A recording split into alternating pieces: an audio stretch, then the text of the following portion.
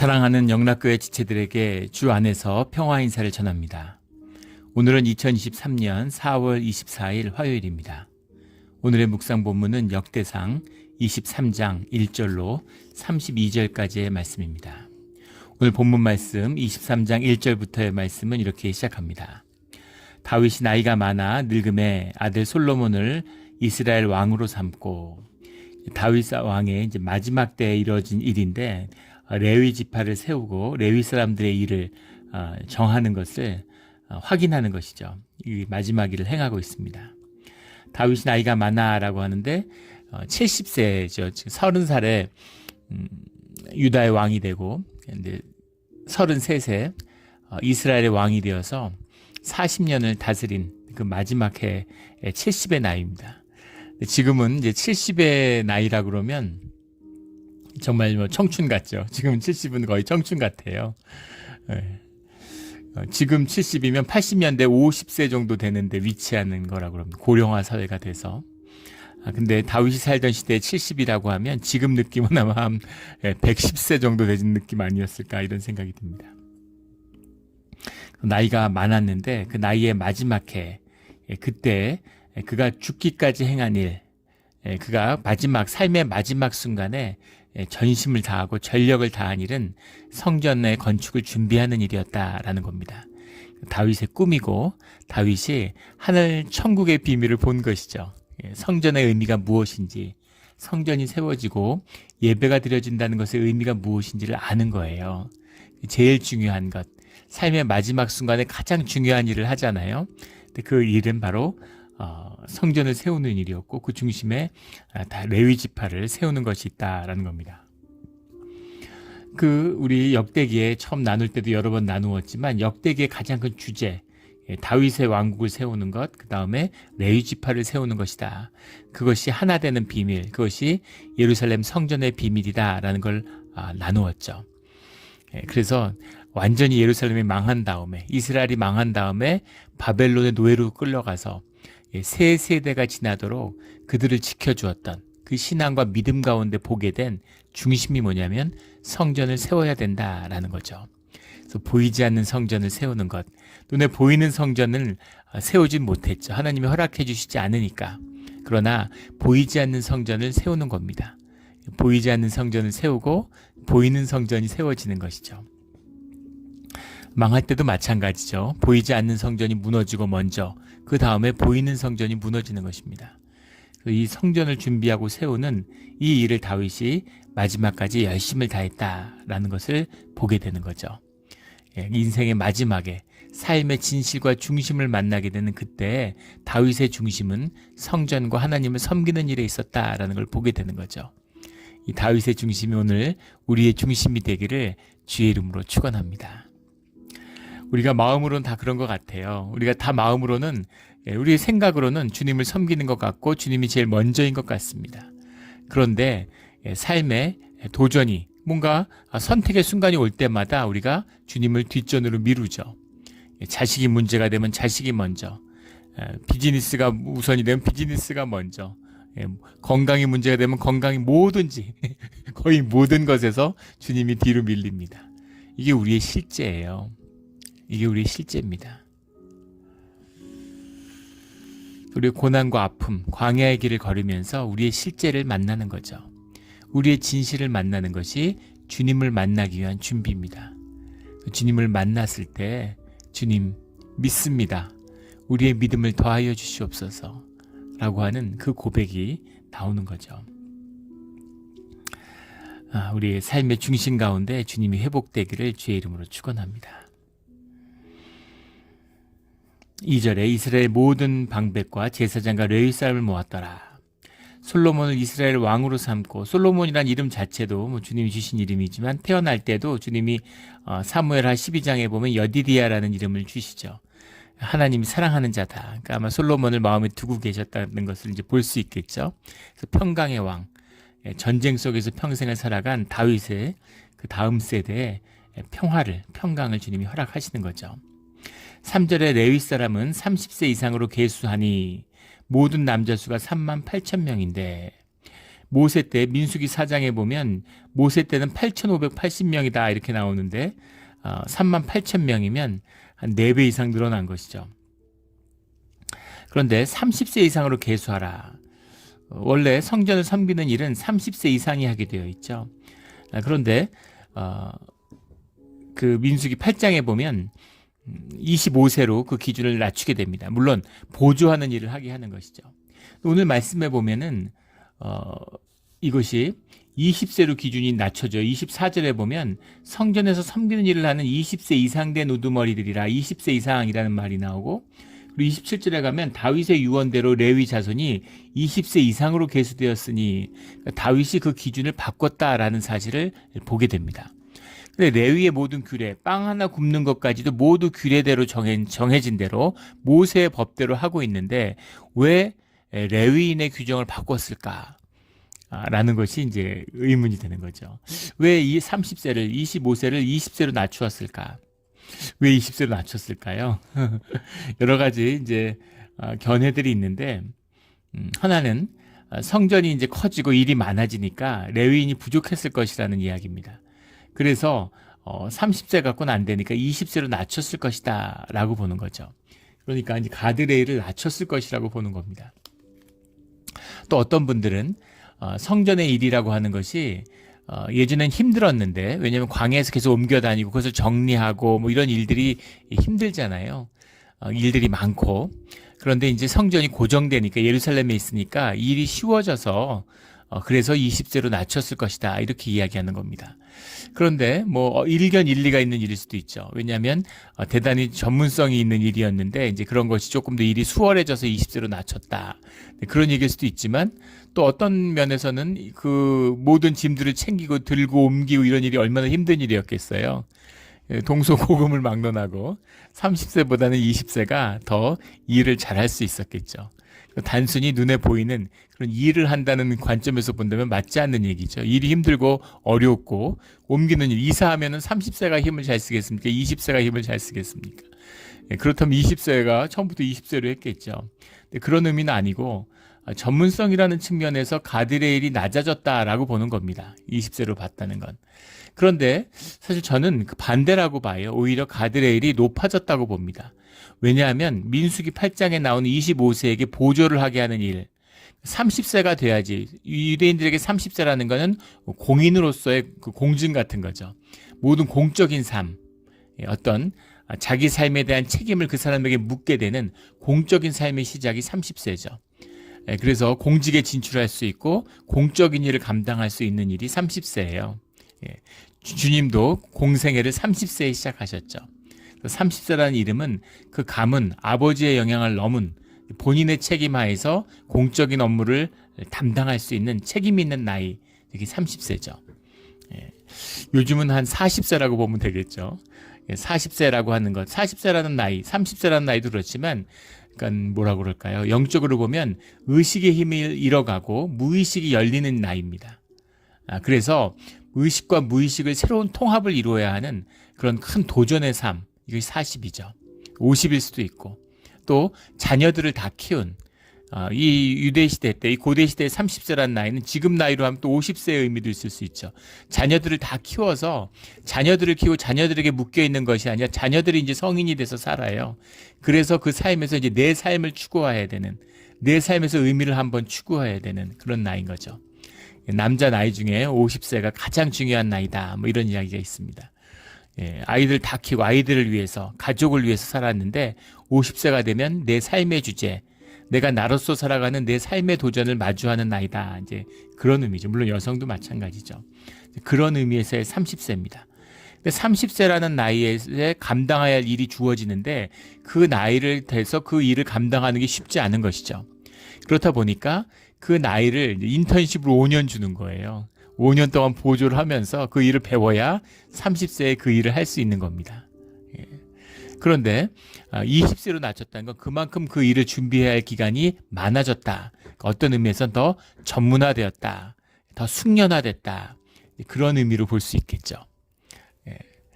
우리 빅토리아 시대 때 1800년대 목회자들은, 영국의 목회자들은 대학을 졸업하면 목회자가 될 수 있었습니다.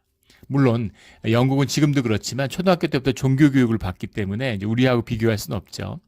지금도 대학을 졸업하고 1년만 목회자 훈련을 받으면 안수를 받을 수가 있어요. 그런데 그것이 이제 뭐 4년제 신학교육을 받고 이제 대학원에서 3년제 뭐 신대원 교육을 받고 이런 식으로 점점점 신학 공부의 수준이 높아지고 있죠. 점점 높아지고 있어요. 1800년대에는 교회 목회자로 부임하면 담임이 되면 그 페리시 미니스트리라고 그러죠. 자기 교구 안에 대학을 졸업한 사람이 하나도 없는 것이죠. 근데 지금은 사람들이 다 공부도 많이 하고 수준이 높아졌죠. 학력이. 그러니까 더 깊이 있는 신학을 나눌 수 있게 된 것이죠. 큰 진전을 이뤄낸 겁니다. 우리 초기 선교시대, 우리 1900년대 초에 그런 한국 교회사 이런 걸 보면 50년대, 60년대도 마찬가지죠. 1세대의 그 목회자들은 무학자도 많고 초등학교만 졸업한 사람들이 많았습니다. 그때 하나님의 일들이 많이 일어났죠. 물론 공부 많이 하고 뭐 그렇다고 해서 뭐가 준비가 되고 그런 것은 아니지만 또 공부를 하고 노력을 많이 했기 때문에 그 안에서 준비되는 부분도 분명히 있죠.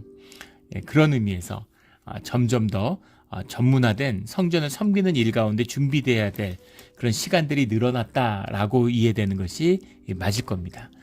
그것이 아니라면 굳이 모든 것을 다 모세 율법대로 지키고 복원하는데 굳이 레위 자손의 계수의 나이만 바꾸지는 않았겠죠. 그만큼 성전의 일이 많아졌다 이렇게 볼 수 있을 것 같습니다. 또 그것을 위해서 준비하는 측면이 있다 이렇게 볼 수 있겠죠.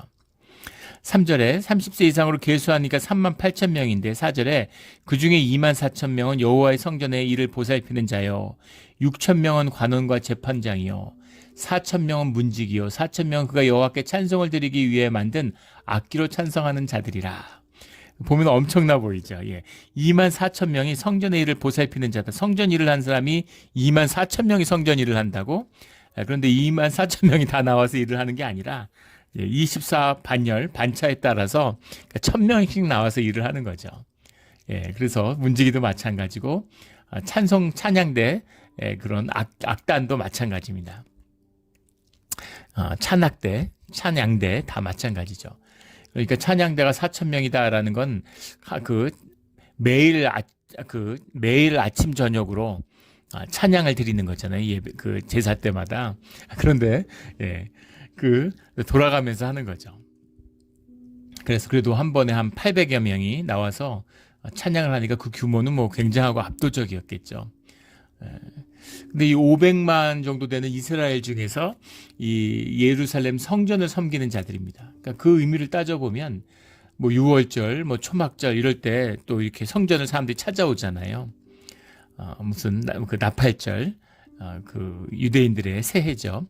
그럴 때 제사를 드릴 때 다 이렇게 사람들이 찾아오게 돼 있는데 그럴 때 일이 얼마나 많겠어요. 그걸 준비하고 이제 그런 뭐 하는 일들이 그러니까 이 사람들이 이제 숫자들이 늘 이제 부족하게 오히려 느껴졌을 것이다라는 걸 볼 수 있겠죠. 제가 지난 여름에 이제 한국을 8년 만에 방문했는데 서울에 있는 한 이제 큰 교회에 가서 말씀을 전할 기회가 있었습니다. 그래서 제가 깜짝 놀랐는데 교회도 이제 몇만 명 되는 이제 그런 큰 교회죠. 그런데 거기에 그 페이롤 속에 이제 풀타임 사역자가 한 400명 된다는 거예요. 그래서 이제 뭐 간사도 있고 전도사님도 있고 물론 찬양대도 있고 목회자들이 한 200명 가까이 된다. 그때는 이제 120명이었는데 많을 때는 한 200명 됐었다고 그러더라고요. 그래서 와 깜짝 놀랐습니다. 몇만 명인데도 그렇게 일들이 많은데 할 일들이 풀타임 사역자들이 하물며 이 500만의 이스라엘 중에서 성전을 섬기는 사람들의 숫자나 그 일들이 이제 굉장히 적지 않았겠죠. 그런 것을 보게 됩니다. 근데 그것보다 더 중요한 것은 6절부터 나오는 레위의 아들들을 각 반으로 나누었더라라고 하는 레위인을 조직하고 그것을 준비하는 그 성전을 섬길 수 있는 사람들을 다 준비했다라고 하는 겁니다. 그래서 역대기에서 계속 이 레위인들의 족보가 나오고 레위인들을 세우는 이야기가 나오는 거예요. 레위를 세우고 레위를 구별하고 레위인들이 준비되는 것 이것이 성전의 또 다른 아주 중요한 축이구나 하는 것을 이제 뼈저리게 느낀 것이죠. 이게 굉장히 중요한 것입니다. 오늘날의 이제 목회자들이나 뭐 교회 사역자들이 레위인은 아니죠. 그러나 또 뭐 성직자도 아닙니다. 그러나 그 구별되는 직업적인 의미의 성직자를 얘기하는 거죠. 그러나 레위인의 뜻은 살아 있어요. 레위인의 마음, 왜 레위인을 구별지었는가라고 하는 것의 의미는 살아 있습니다. 13절에 보면 모세와 아론은 그 자손들과 함께 구별되어 몸을 성결하게 하여 영원토록 심히 거룩한 자가 되어. 우리 레위기 8장에 보면 제사장 위임에 대한 말씀이 나오죠. 몸에 피를 바르고 7주야를 성막에서 지내고. 대단하잖아요. 7주야를 어떻게 성막에서 지낼 수가 있겠어요. 또 피를 몸에 계속 바른다는 생각을 해보십시오. 또 레위인이 주님께 대해서 희생 제물이 되었다라는 뜻이 들어있는 거죠. 사람들의 죄를 사할 수 있는, 그 죄를 사하기 위해서 주님 앞에 들어가는 그런 일들을 하기 위해서는 구별돼야 되는 거죠. 성결해져야 되는 겁니다. 지금도 그 뜻이 살아있는 거죠. 교회들이 목회자들의 삶을 풀 서포트하고 완전히 삶에서 구별되게 하기 위해서 그 공동체가 노력을 하는 겁니다. 협협이, 당회 같은 게 있으면 당회가 있어서 목회자의 사역이나 이런 것을 보호하죠. 그런 의미들. 왜 그렇게까지 보호를 할까? 뭐가 다르길래, 무슨 일을 하길래? 이것이 단순히 무슨 세상과 구별된다는 뜻만이 아니라 주님을 향하여서 성별된다라는 뜻이 들어있는 거죠. 저도 굉장히 좋아하는 미국에서 이제 그 로버트 존슨이라는 목사님이 있죠. 오래전에 돌아가셨지만 그 책들이 이제 영향력이 있는데, 그분이 제가 여러 번 나눈 적이 있는데, 목회에서 가장 어려운 일이 뭐냐면 마음속에 있는 황금을 지키는 것이다, 이렇게 이야기를 해요. 마음속에 있는 황금, 주님이 주신 하나님의 형상, 황금을 지키는 것이 성별된 목회자의 가장 큰 사명이라는 거죠. 그리고 목회자는 한 발 더 나아가서 사람들이 자신 속에 있는, 마음 속에 있는 황금을 맡겨둔다는 거예요, 교회에. 그것을 황금으로 잘 지킬 수 있어야 된다는 겁니다. 그런데 교인들의 황금은커녕 자기 마음의 황금도 지킬 수 없게 되면, 그게 돌로 변해버리면, 그러면 모든 사역이라는 것은 그때부터 끝이 나는 것이라고. 눈에 보이는 사역이 이거 무슨 특별한 뭐가 있겠지. 누구나 할 수 있는 거잖아요. 근데 보이지 않는 마음속에 황금을 지켜서 그 황금을 가지고 주님 앞에 설 수 있는 것, 이것이 레위인의 사명인 것이죠. 그래서 성결하게 하고 구별돼야 되는 겁니다. 이 삶이 생업에서 구별되어서 지켜주는, 공동체와 함께 더불어 살아가게 되는 그 삶으로 인도하는 것이죠. 이 생명의 비밀이 들어있어요. 코이노니아의 비밀이 들어있습니다. 깊은 비밀. 제가 한국에서 봤던, 여러 번 나눈 적도 있었죠. 그 목회자들이 늘 이제 가난에 시달리잖아요. 아무리 교회에서 서포트를 하고, 요즘은 대형 교회들이 생겨가지고 그렇지 않은 목회자도 있지만 소수죠. 대부분의 목회자들, 99.9%의 목회자들은 굉장히 가난하게 살아갑니다. 그런데 그 목회자들 중에서 그런 분들이 있어요. 이제 대부분 결혼을 하면, 특히 미국 같은 데 오니까 이제 사모님이, 이제 사모가 간호사고 의사고 이런 분들이 있습니다. 그러면은 굉장히 재정적으로 여유가 있잖아요. 그러면은 재정에 여유가 있고, 그런데 이렇게 힘들지 않으면 얼마나 목회를 마음껏 잘 할 수 있을까? 이제 이런 생각이 드는 거죠. 그런데 신기한 것은 그렇게 하는데 목회가 잘 되는 분은 한국에서도 미국에서도 본 적이 없어요. 정말 신기합니다. 신기한 그런 게 있습니다. 그래서 공동체와 함께 더불어 살아간다고 하는 삶 속에서 삶을 나눈다고 하는 그것 속에 깊은 생명의 비밀이 있는 거죠. 코이노니아에 의지해서 살아가는 삶. 그것이 레위 사람의 특징이죠. 레위인의 특징이에요. 11조로 살아가는 삶이잖아요. 다른 사람의 삶에 의지하여 살아가야 되는 삶입니다. 코이노니아죠. 그 코이노니아가 주님과 하나 되는, 주님의 생명을 유지하는 깊은 비밀이 여기에 있다라는 거죠. 이 비밀이 생명으로 피어나는 우리의 신앙과 또 믿음과 예배의 자리가 되기를 주의 이름으로 축원합니다. 12절에 가면 그앗의 아들들, 고핫이라고도 성경에 나오는 아므람과 이스라엘과 헤브론과 우시엘과 네 사람이라. 이 제사장, 아론의 계통에서 이제 제사장으로 레위 사람 가운데서 이제 구별된 것이죠. 그들이 여호와 앞에 분향하고 섬기며 영원토록 그 이름을 축복하게 되었느니라. 제사장의 사명은 분향하고 집례자라는 것이죠. 섬기며 주님을 섬기는 자다. 그 이름을 축복하게 주님의 이름으로 이스라엘을 축복하는 자들이다. 이것이 구별된 이 제사장의 직무다라는 것이 나옵니다. 여기 나오는 7절부터 23절까지 나오는 누구의 우두머리요, 누구의 우두머리요, 누구의 우두머리요. 우두머리가 되었고 우두머리는 슬로밋이요, 우두머리 여리야와 우두머리 미가와 계속 우두머리라는 얘기가 나오는데 우두머리라는 얘기는 이제 반차를 이야기하는 거죠. 반차를 나눠서 24반차를 나누는데 그 반차의 중심이 된 그 반차의 반장이에요. 그런데 그 반차가 가문을 얘기하는 거죠. 우리 족보를 따지면 우리가 익숙한 호국공파, 충원공파, 호원공파 이런 식으로 그러니까 파루 가문을 통해서 이렇게 나눠진 겁니다. 그러니까 거기에서 누구의 자손, 무슨 이울곡의 몇 대손 이런 식으로 그걸 이제 가문으로 나누는 것이죠. 참 이거 이스라엘 보면 신기합니다. 한국하고 너무 비슷한 데가 많죠. 한국에서도 족보라는 게 있어서 족보가 내려가는데 공파라는 것이 거기서 무슨 인물이 나오면 중요한 인물로 구별되잖아요. 무슨 남원공파, 영원공파 이런 식으로 제가 있는 풍양조시도 그 두 공파가 제일 큰데 또 남원공파에서 내려다 호원공파 이런 식으로 인물이 나면 그 사람을 중심으로 다시 이제 그 분파가 나뉘는 거죠. 그런 것처럼 이렇게 반차에 따라서 이게 나눠지는 거예요. 그래서 9절에 보면 본문을 잘 보면 라단의 우두머리들이요. 라단이라는 것은 6반차를 차지했다는 걸 알 수 있죠. 그래서 머릿수로 나눠서 이렇게 쭉 나누는 게 아니라 그 사람들의 영향력, 그것을 섬길 수 있는 준비된 사람들이 조직화됐을 때 사람들이 많고 이거는 하나로 구별될 만해 자손들이 아주 많아서 그러면 이제 하나로 세워지는 거죠.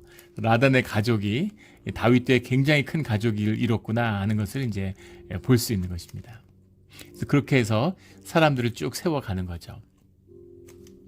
25절에 다윗이 이르기를 이스라엘 하나님 여호와께서 평강을 그의 백성에게 주시고 예루살렘에 영원히 거하시나니 평강을 주신 자라는 게 헤니아흐라는 말인데 쉼을 주신다, 안식을 주신다라는 말이죠. 그러니까 주님의 통치가 임해서 이곳에 머무르고 있다라는 겁니다. 이게 성전의 의미죠.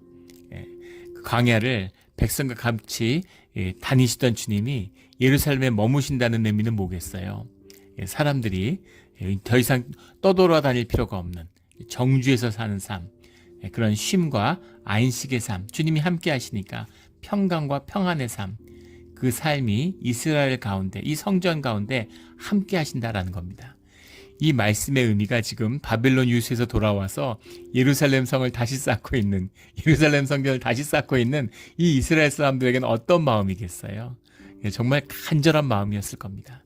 물론 다윗 때도 그랬겠죠. 끝없는 전쟁, 끝없는 전쟁. 그런데 그 전쟁이 끝이 나고 주님 안에서 화평과 화목과 평강을 누리는 그런 시대가 열린다라고 하는 것에 대한 소망을 담고 있는 거죠.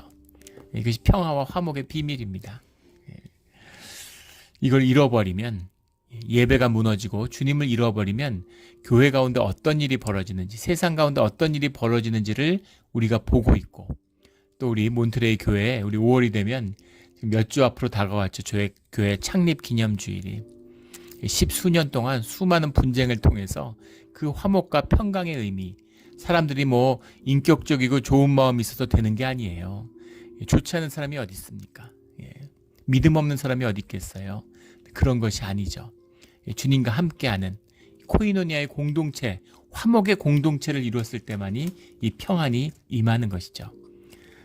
우리 7년간 평화를 지켰습니다. 7년째예요.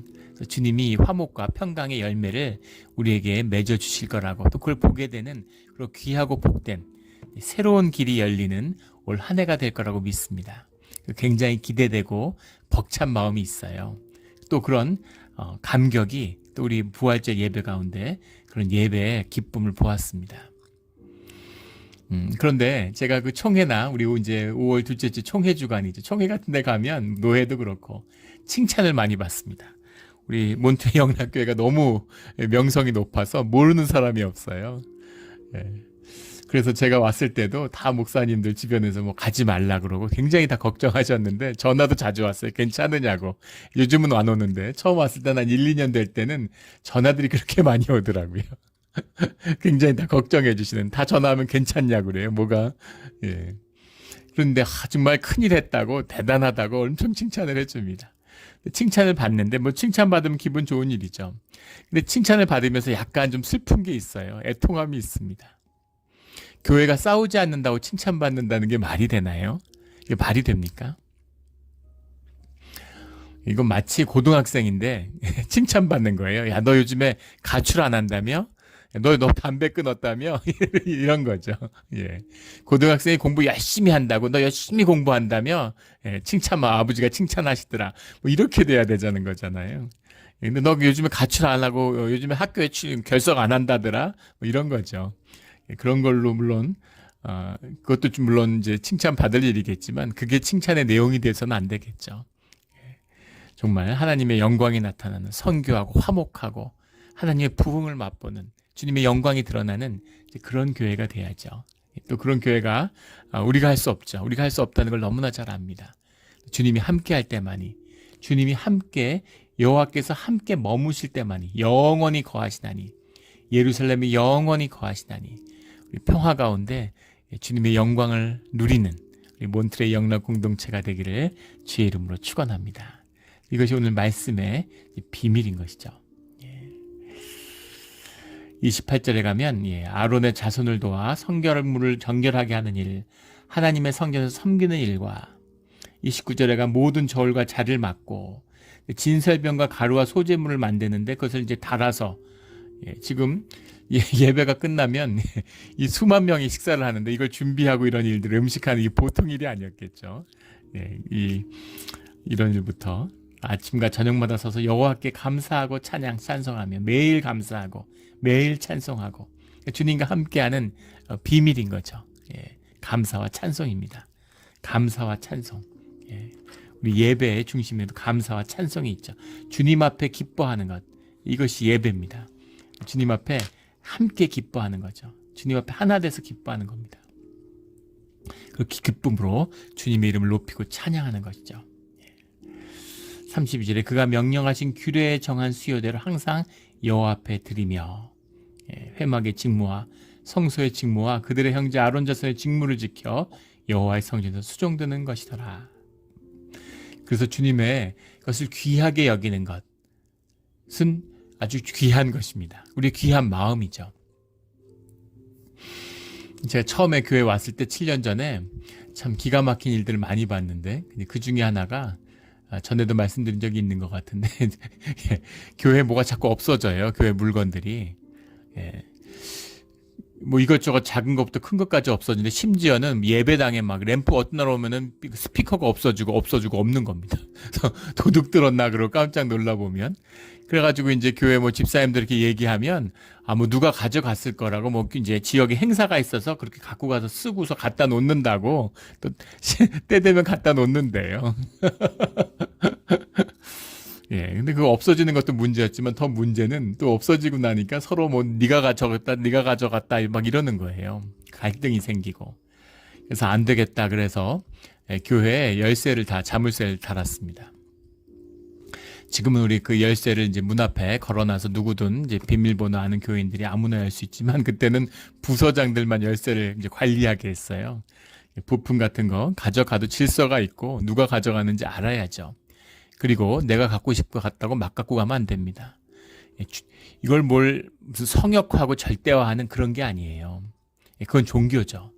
중요한 건 우리의 마음입니다. 귀하게 여기는 마음이에요.